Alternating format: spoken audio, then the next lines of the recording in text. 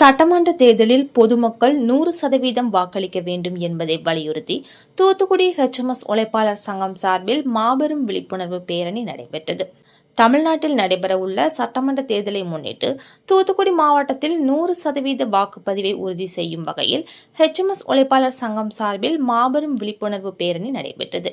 இதில் HMS உழைப்பாளர் சங்க மாவட்ட தலைவர் ராஜலட்சுமி ராஜ்குமார் தலைமை வகித்தார். மாவட்ட செயலாளர் ராஜ்குமார் முன்னிலை வகித்தார். மாவட்ட துணை கலெக்டர் புவனேஸ்வராம் கலந்து கொண்டு பேரணியை கொடியசைத்து துவக்கி வைத்தார். முன்னதாக வாக்காளர் விழிப்புணர்வு உறுதிமொழி ஏற்கப்பட்டது. தூத்துக்குடி HMS அலுவலகம் முன்பு இருந்து துவங்கிய இப்பேரணி பாளை ரோடு காய்கறி மார்க்கெட் மாநகராட்சி அலுவலகம் வழியாக அண்ணா பேருந்து நிலையத்தில் நிறைவடைந்தது. பேரணியில் பங்கேற்ற நூற்றுக்கணக்கான பெண்கள் உட்பட அனைவரும் 100% வாக்களிப்போம் என்ற விழிப்புணர்வு வாசகங்கள் அடங்கிய பதாகைகளை ஏந்தி சென்றனர்.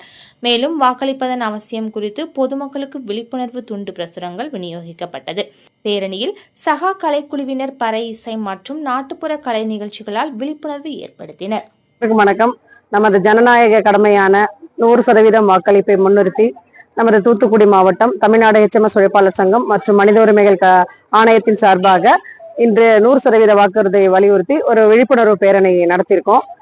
நம்ம தூத்துக்குடி மாவட்டம் அனைத்து மாவட்டங்களுக்கு முன்னுதாரணமாக இருக்க வேண்டும் என்று 100% வாக்களிக்க வேண்டும்.